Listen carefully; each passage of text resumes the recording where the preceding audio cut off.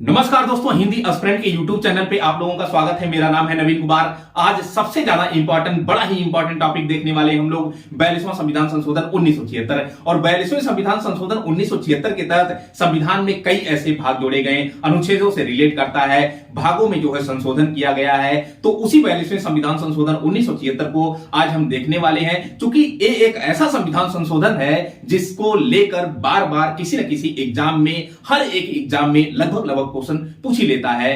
तो आपको आज 42वें संविधान संशोधन के विषय में पूरी जानकारी एक ही वीडियो में मिलने वाली है। तो 42वां संविधान संशोधन 1976 के तहत प्रस्तावना में 3 शब्द जोड़े गए, एक समाजवादी शब्द, दूसरा पंथ निरपेक्ष शब्द और तीसरा अखंडता शब्द। यहां हमने लिख दिया है कि भैया 42वां संविधान संशोधन के माध्यम से प्रस्तावना में 3 शब्द जोड़े गए, एक समाजवादी शब्द, दूसरा पंथ निरपेक्ष शब्द और तीसरा अखंडता शब्द जोड़े गए। फिर उसके बाद और क्या हुआ 42वां संविधान संशोधन के माध्यम से? तो यहां पर मूल कर्तव्य, 10 जो मूल कर्तव्य जोड़े गए थे, आपको यह पता होगा कि भाई सरदार स्वर्ण सिंह समिति गठित की गई थी और उसी सरदार स्वर्ण सिंह समिति के आधार पर 42वां संविधान संशोधन 1976 लाया जाता है। और इसी संविधान संशोधन 1976 के माध्यम से एक भाग क्रिएट किया जाता है संविधान में, भाग 4 का।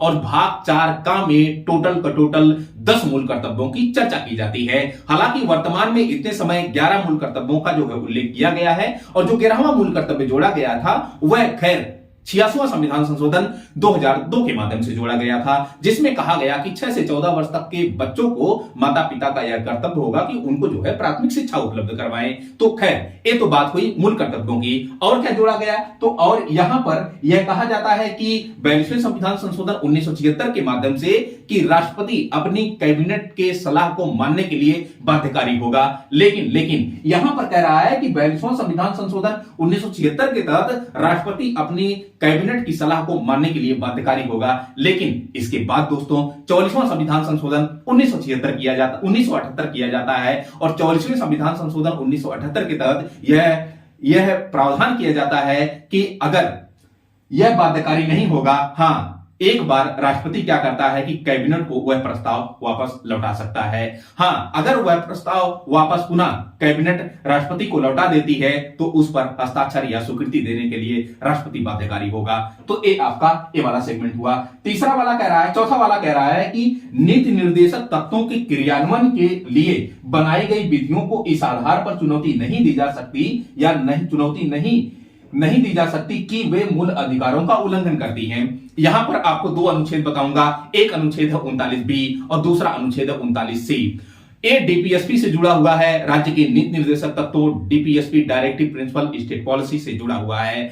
आपको जानकर ताज्जुब होगा कि भारत में पहले ही समाजवादी अवधारणा थी, ठीक ना? भले ही यहां पे समाजवादी शब्द जोड़ा गया है, लेकिन इस समाजवादी शब्द को जोड़ने से पहले भी समाजवादी कॉन्सेप्ट भारत में था। और समाजवादी कॉन्सेप्ट था, उसमें आप अनुच्छेद 39B और C पढ़ेंगे तो उसमें सीधा सा कहा गया है कि राज्य का यह कर्तव्य होगा कि भौतिक संसाधनों का संवितरण हो। फिर 39C में क्या कहा गया है कि भौतिक संसाधनों का केंद्रीकरण ना होने पाए। लेकिन दोस्तों अगर हम ऑक्सफैम रिपोर्ट देखते हैं, अगर हम वैश्विक असमानता रिपोर्ट देखते हैं, वहीं पर अगर हम जो है सामाजिक आर्थिक जनगणना 2011 देखते हैं तो एक ह्यूज गैप हमको आय असमानता में मिलता है। खैर ये हम व्यवहारिक बातें करेंगे नहीं, हम सैद्धांतिक बातों पे आते हैं। तो यहां पर यह कहा जा रहा है कि अनुच्छेद B और C, ध्यान से सुनिएगा एकदम, अनुच्छेद B और C मतलब कि राज्य का यह कर्तव्य होगा कि भौतिक संसाधनों का संवितरण हो, केंद्रीकरण ना होने पाए। और इसको लागू करने के लिए अगर मूल अधिकारों का वायलेशन करना पड़े तो वायलेशन नहीं माना जाएगा।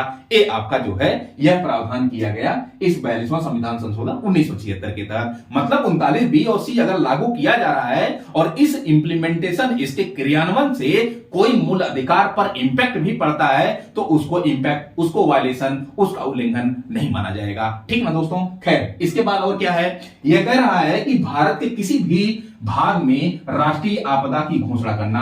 एक्चुअली होता क्या था कि पहले अनुच्छेद 352 के तहत अगर राष्ट्रीय आपात घोषित किया जाता था तो पूरे भारत में राष्ट्रीय आपात घोषित हो जाता था, पूरे भारत में वो एक्टिव हो जाता था। लेकिन इससे क्या है कि पूरी जो है संचार प्रणाली, पूरी आर्थिक प्रणाली ठप हो जाती थी, हर एक सुविधाओं का जो है एक प्रकार से समस्या क्रिएट होती थी। तो ऐसे में 42वां संविधान संशोधन 1976 किया गया और कहा गया कि जहां पर समस्या क्रिएट हो रही है वहीं पर इस अनुच्छेद 352 को राष्ट्रीय आपात को लागू किया जाए, पूरे भारत में ना किया जाए। ये आपका 42वां संविधान संशोधन 1976 के तहत था। फिर देन नेक्स्ट पॉइंट क्या है? नेक्स्ट पॉइंट ये है कि डीपीएसपी में 3 जो है आर्टिकल 42वां संविधान संशोधन 1976 के तहत जोड़े गए। एक आर्टिकल है 39A, दूसरा आर्टिकल है 43A और तीसरा आर्टिकल है 48A। तो सवाल यह है कि 39A क्या है? 39A सीधा सा कहा जाता है कि गरीबों को निःशुल्क एवं विधिक सहायता उपलब्ध करवाना राज्य का कर्तव्य होगा। ठीक ना दोस्तों?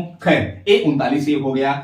43A क्या है? 43A में सीधा सा कहा गया है कि उद्योगों के प्रबंधन में कर्मकारों की भूमिका को राज्य सुनिश्चित करेगा। ए 43A है। सिर्फ 48A क्या है? 48A में सीधा सा कहा गया है कि राज्य का यह कर्तव्य होगा कि वह पर्यावरण के संरक्षण एवं संवर्धन का प्रयास करे। ठीक ना दोस्तों? खैर, ये तीनों अनुच्छेद 42वां संविधान संशोधन 1976 के तहत ए डीपीएसपी में जोड़े गए। फिर क्या है कि यहां पर आपको जानकर ताज्जुब होगा कि 7वीं अनुसूची में एक अनुसूची है समवर्ती सूची।